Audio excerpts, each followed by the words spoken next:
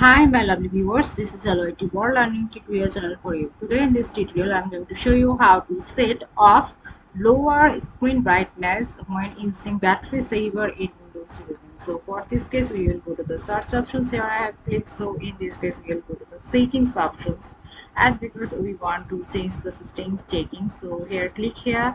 So here the power and battery, what have there have sleep, battery use and battery saver. So click in this option. So in this option in later we will get this. So here the battery use. So click here.